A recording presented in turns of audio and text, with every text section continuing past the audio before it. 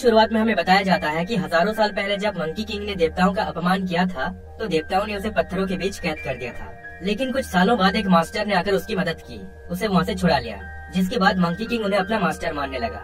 फिर monkey king अपने master और उनके दो स्टूडेंट्स बाजी और सैंडी के साथ मिलकर एक जर्नी में निकल गए, जहाँ रास्ते में उन्होंने कई सारे डेमंस को हराया।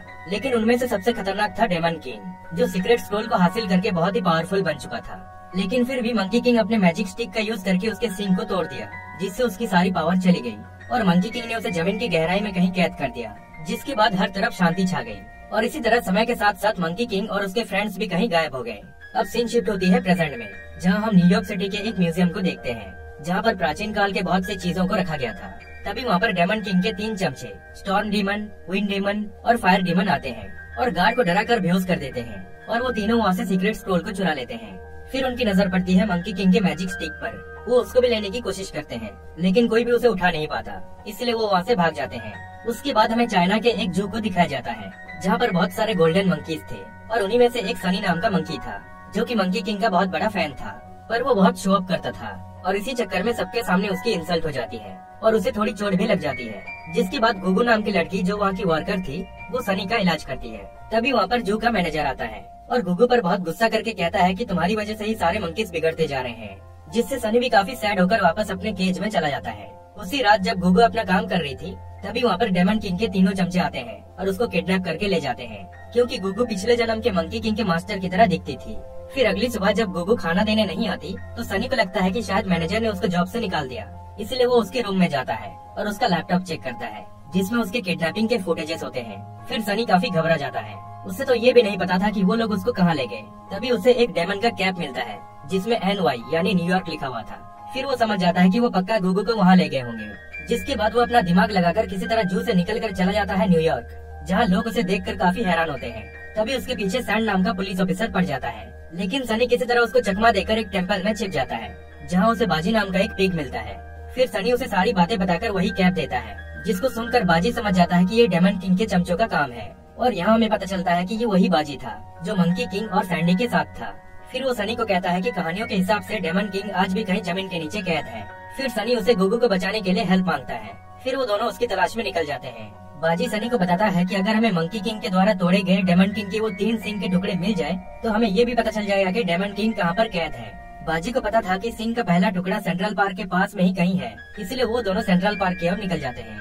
सनी को फाइटिंग स्किल सीखना था, इसलिए बाजी उसे कहता है कि अच्छा ठीक है, पहले मुझे एक पेड़ से दूसरे पेड़ पर छलांग लगाकर दिखाओ। लेकिन सनी ऐसा नहीं कर पाता। फिर बाजी उसे एक डिवाइन स्पाइडर मंकी का बाल देकर कहता है कि ये तुम्हारी मदद करेगी। फिर सनी भी उसको अपने हाथ में बांध लेता है, लेकिन वो बार बार कोशिश करने पर भी हमेशा पेड़ से नीचे गिर जाता है।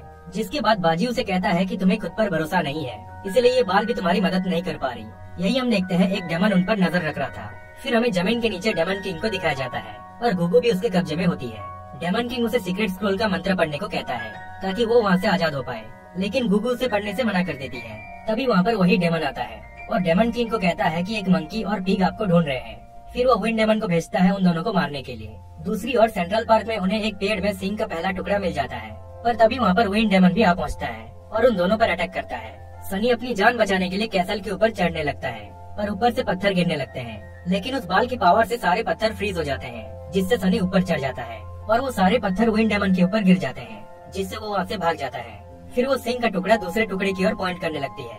फिर वो दोनों भी वहाँ जल्दी पहुँचने के लिए एक ट्रक में छुपकर बैठ जाते हैं। बाजी सनी को एक और बाल देता है जो कि गोरिल्ला का था और उसे कहता है कि तुम अपने मन में सोचो कि तुम एक बहुत बड़े गोरिल्ला हो। फिर सनी ऐसा करते ही वो एक जायंट गोरिल्ला में बदल जाता है, जिसके बाद ट्रक में हलचल होने की वजह से उसका ड्राइवर ट्रक को रोक देता है और वो जैसे ही चेक करने जाता है तो सनी उसको डरा कर वहाँ से भगा देता है। फिर उन्हें पता चलता है कि सिंह का दूसरा टुकड़ा एक ऊंची बिल्डिंग के ऊपर है, इसलिए सनी उस बिल्डिंग में चढ़ने लगता है। लेकिन तभी वहाँ पर स्टॉर्म डीमन आ जाती है और उस पर अटैक करती है, पर सनी भी जायंट गोरिल्ला में ट्रांसफॉर्म हो जाता है। फिर उन दोनों में एक खतरनाक फाइट होती है और सनी फाइनली उसको डिफीट करके वहाँ से भगा देता है और उस सिंह के टुकड़े को लेकर नीचे आ जाता है। फिर उसके आखिरी टुकड़े को ढूंढने के लिए वो दोनों आगे बढ़ते हैं और रास्ते में वही पुलिस ऑफिसर आकर उनको पकड़ लेता है और उन्हें जू में ले जाकर बंद कर देता है।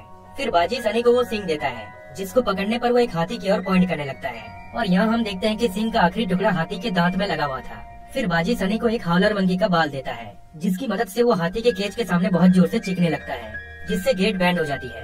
पर तभी वहाँ पर फायर डीमन आ पहुँचता है और सनी पर अटैक करने लगता है, लेकिन वो भी अपने पावर्स का यूज करके उसको डिफीट करके वहाँ से भगा देता है।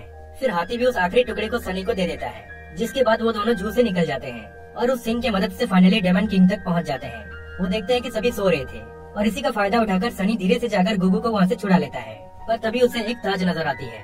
वो बाजी को कहता है कि मुझे वो चाहिए ताकि जब मैं जू वापस लौटूं तो अपने फ्रेंड्स को वो ताज दिखाकर उन्हें बता सकूं कि मैंने कितने सारे बड़े बड़े काम किए। लेकिन बाजी उसे ऐसा करने से मना करता है, पर सनी उसकी बात नहीं मानता और उसे कहता है कि आप बूढ़े हो चुके हैं और आपको जलन भी हो रही है, इसलिए आप मुझे मना कर रहे हैं। जिसके बाद बाजी उदास होकर वहाँ से चला जाता है। फिर सनी भी अकेले उस ताज को लेने जाता है और वो जैसे ही उसको उठाता है तो उसके ऊपर एक केज आकर गिर जाती है, जिससे बाकी सब भी उड़ जाते हैं। एक्चुअली ये डेमन किंग की ही चाल थी।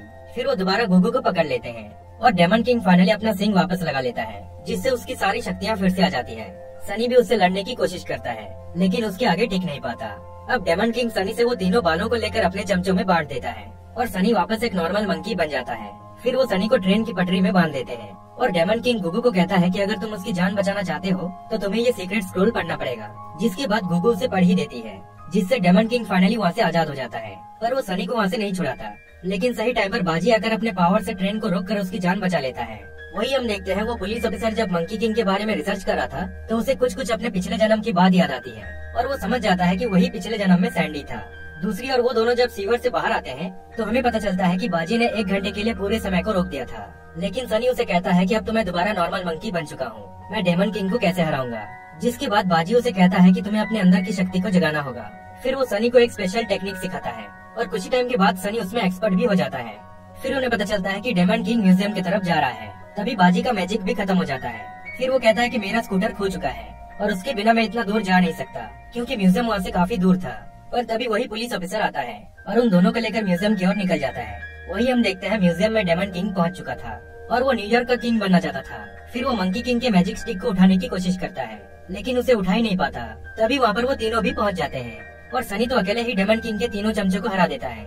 फिर डेमन किंग म्यूजियम के बाहर आकर गुगू और मेयर को ऊपर लटका देता है, जिसके बाद वो सनी पर बहुत जोर जोर से हमला करने लगता है। बाजी और सैंडी यानी वो पुलिस ऑफिसर भी उसको रोकने की कोशिश करते हैं, लेकिन डेमन किंग अपने पावर से बाजी को बहुत ही घायल कर देता है, जिसको देखकर सनी को बहुत गुस्सा आता है और वो म्यूजियम के अंदर जाकर मंकी किंग के मैजिक स्टिक को उठा लेता है, जिससे उसके अंदर मंकी किंग की पावर आ जाती है और वो डेमन किंग को कड़ी टक्कर देता है और वो फाइनली उस मैजिक स्टिक से दोबारा उसके सिंग को तोड़ देता है और फिर से उसको जमीन के नीचे दफन कर देता है। फिर वो बाजी के पास जाता है जो बस मरने ही वाला था, लेकिन मरने से पहले वो सनी को सारी सच्चाई बता देता है।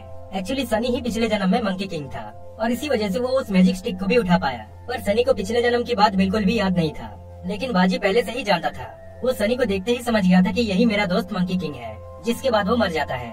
फिर सनी गुगू के साथ दोबारा चाइना के जू में आ जाते हैं और सभी मिलकर डांस करने लगते हैं और अब तो मैनेजर भी उनके साथ खुशी से डांस करने लगता है। लेकिन उसके बाद हम देखते हैं कि बाजी ने फिर से पुनर्जन्म ले लिया था एक पिग के रूप में, और इसी तरह ये मूवी यहीं पर एंड हो जाती है।